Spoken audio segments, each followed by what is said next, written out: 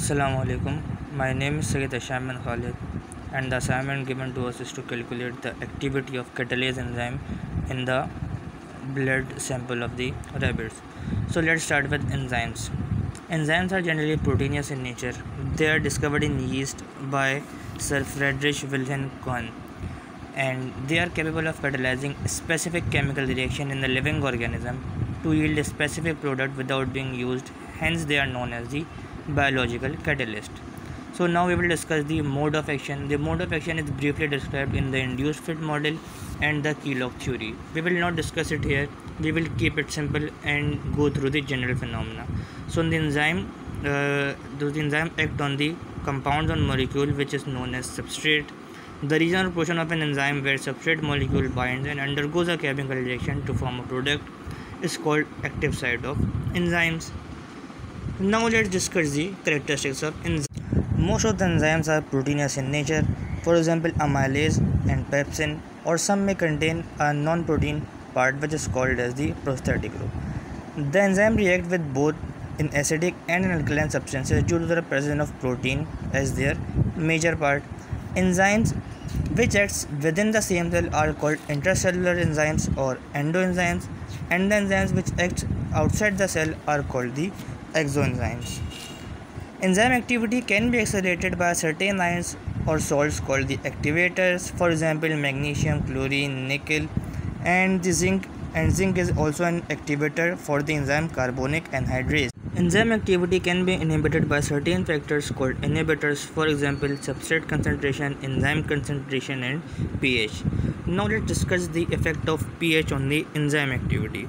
Let's take an enzyme of stomach which is pepsin. It gives its optimum activity in the acidic medium, or precisely at a pH of 1.4. It is inactive or completely inactive in neutral or alkaline solution. They are heat sensitive. They means enzyme needs an optimum temperature to work, and the optimum temperature for enzymes to work is at 37 degrees centigrade, and they are completely destroyed at 100 degrees centigrade.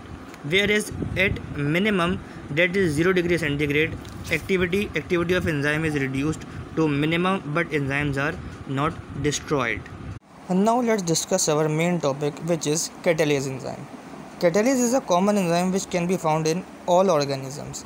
Its main function is the decomposition of hydrogen peroxide, which is a toxic material, into water and oxygen.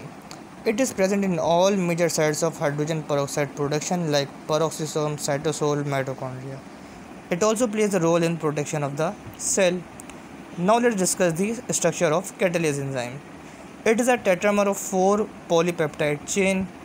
Each chain consists of 500 amino acids. It is also contain a porphyrin ring with iron, a heme group. As we have discussed earlier that all enzyme needs a suitable temperature and pH for work. So the optimum pH for catalase enzyme is 7, but it may vary from 4 to 11 according to species. The optimum temperature for catalase enzyme is around 40 degrees centigrade, and it destroys at 70 degrees centigrade. Now let's discuss the action of catalase enzyme. The catalase enzyme converts the toxic hydrogen peroxide into non-toxic water and oxygen.